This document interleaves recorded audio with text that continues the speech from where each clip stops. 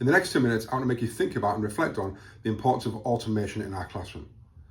Now, automation is great in our life. And what I mean by this is that when we get to a stage where we have a skill or something or a strategy that we're doing that we know exactly how to do, it becomes completely automated and we almost don't have to think about it.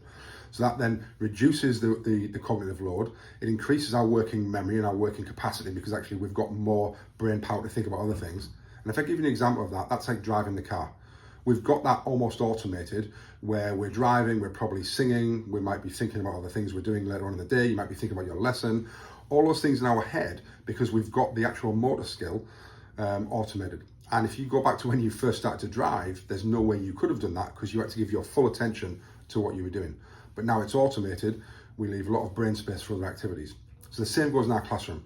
How can we get our teaching strategies, the ones that our highly intentional processes and the strategies that we do with the most frequency, how can we get those really automated so that we can use our brain power for other things?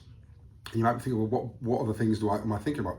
Well, when we're doing a questioning technique or when you're doing a strategy for formative assessment or whatever you're doing, you want to be able to have that automated so that you can spend your brain power checking on the student that's just been looking out the window, understanding who's engaged and who's not engaged, being able to wander the room and do other things at the same time because your strategy for that teaching technique is completely automated.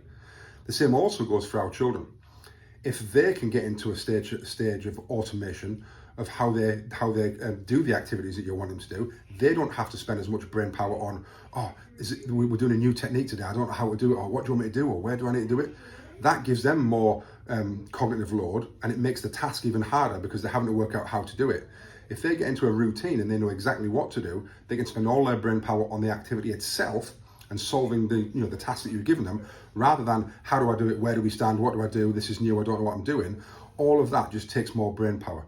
So the more automation that we as teachers and our students can get into as well, the better it's going to be, so we can spend more of our brain power on the more important things and less on the actual motor skills and the techniques of how do I do this.